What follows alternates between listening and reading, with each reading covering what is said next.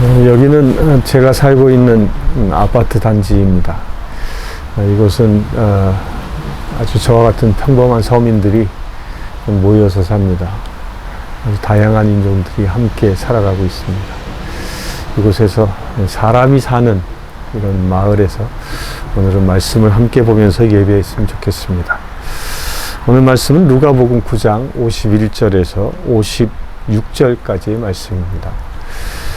예수께서 승천하실 기약이 참에 예루살렘을 향하여 올라가기로 굳게 결심하시고 사자들을 앞서 보내시매 그들이 가서 예수를 위하여 준비하려고 사마리아인의 한 마을에 들어갔더니 예수께서 예루살렘을 향하여 가시기 때문에 그들이 받아들이지 아니하는지라. 제자 야고보와 요한이 이를 보고 이르되 주여 우리가 불을 명하여 하늘로부터 내려 저들을 멸하라 하기를 원하시나이까? 예수께서 돌아보시며 꾸짖으시고 함께 다른 마을로 가시니라. 아멘. 이곳은 아주 다양한 사람들이 삽니다. 백인도 살고요, 흑인도 살고, 제 바로 앞집에는 흑인이 살고 있고, 또 위층에는 라틴 계열의 사람이 살고 있고, 또 아래층에는 백인이 또 살고 있고요. 또 이 아랍 사람도 종종 살고 있고요. 동남아에서 오신 분도, 또 인도에서 오신 분도, 아주 다양한 인종 집합소 같습니다. 다양한 사람들이 모여서 각자의 삶을 누리고 있습니다. 오늘 예수님은 이제 갈릴리아에서 예루살렘으로 올라가시는 여정을 오늘 복음에서는 기록하고 있습니다. 그런데 누가복음이 예루살렘으로 예수님이 올라가시는 이 여정을 다른 복음과는 조금 다르게 쓰고 있습니다. 다른 복음은 예수님이 예루살렘에 올라가신 것이 고난의 길, 십자가의 길, 죽으러 가신다, 제물 되시기 위하여 가신다라는 관점이 커요. 그런데 오늘 읽은 누가복음의 관점은 그 죽으러 가신다라는 관점이 빠져 있고요. 결론만 딱 이야기합니다. 무엇이라고 얘기합니까?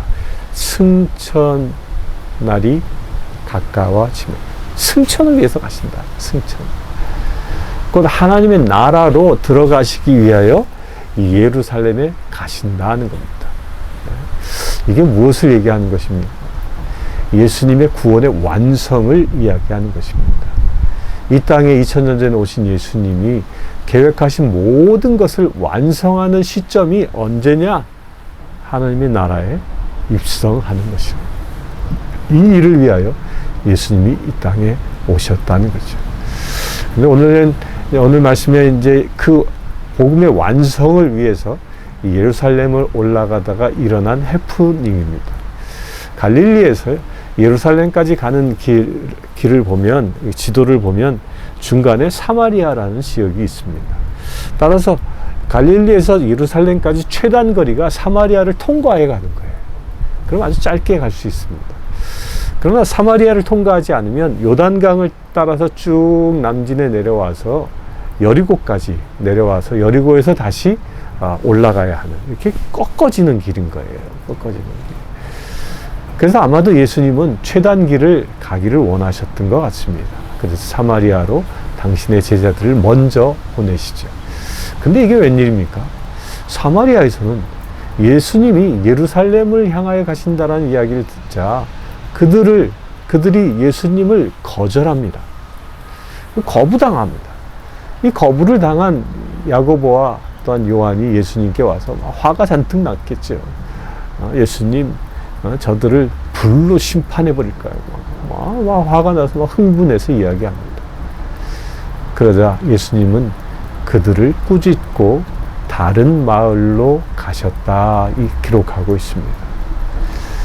자, 우리 한번 이 말씀에서 저는 이런 생각이 번뜩 들었습니다. 사람의 생각과 예수님의 생각의 차이가 무엇일까? 우리가 살아가고 있는 이 세상에서 우리는 어떤 생각을 가지고 우리의 주변 사람들을 대하고 있고, 반면에 예수님은 우리 주변의 사람들을 어떤 생각으로 보고 계시는가 한번 생각해 보았습니다. 보통은요, 우리가 살아가면서 친구들로부터, 지인들로부터, 성도들로부터 주변에 살아가는 사람들 이야기를 많이 듣습니다. 그런데 우리가 듣는 절대 다수의 이야기들은요, 주변 사람들의 허물이고 주변 사람들의 그 아주 좋지 않은 이야기들을 그렇게 많이 듣습니다. 그러면서 그 이야기를 전하는 사람들은 어떤 마음 가지고 전하냐면 그들을 정죄합니다. 그들을 심판합니다. 또 듣는 사람도 그걸 또 즐겨합니다. 자기도 모르게. 곧 우리는 주변 사람들이 자기를 거절하거나 자기에게 어떤 해악을 주거나 그러면 그들을 야고보와 요한처럼 불로 심판해 버리고자 하는 마음이 가득한 것이 사실입니다.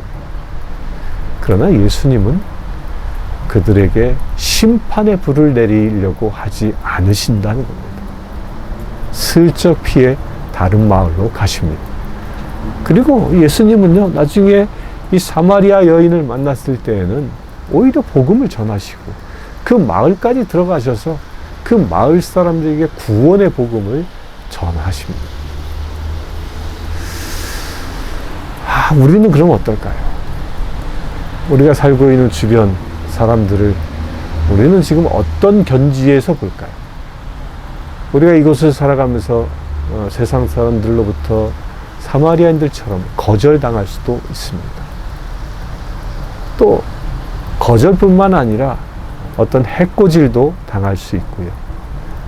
또 어떤 깊은 상처도 받을 수 있습니다. 그들을 향하여 우리는 그러면 어떤 마음을 가지고 있냐는 것입니다. 야고보와 요한처럼 그들을 불로 심판해버리고자 하는 마음이 들 수 있습니다.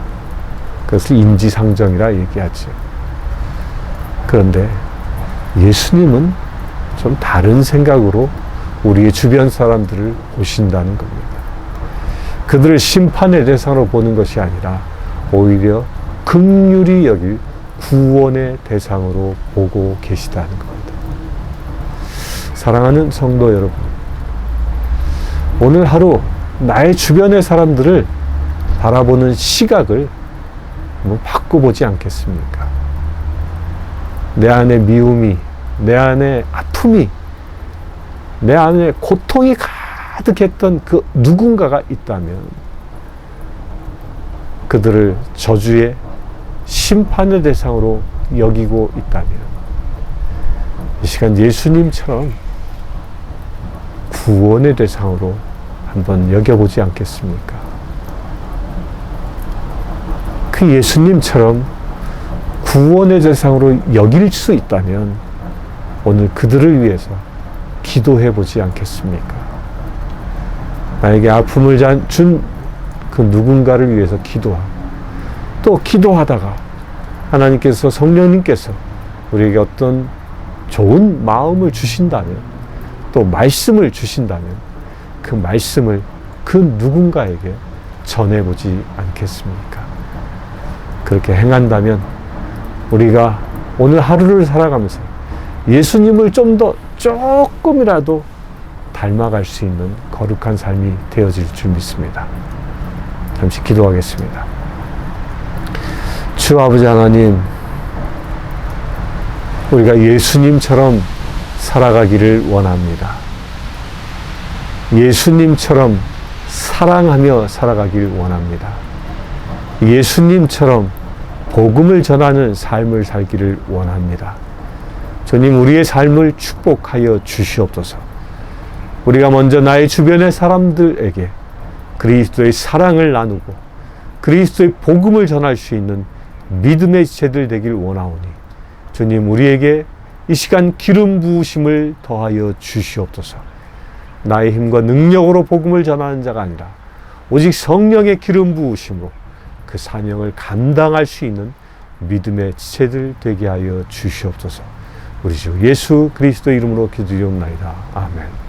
지금 우리 주 예수 그리스도의 은혜와 하나님의 크신 사랑과 성령님의 감화 감동 교통 치유하심이 이 시간 예배드리는 모든 심령들 위해 함께 하실지어다.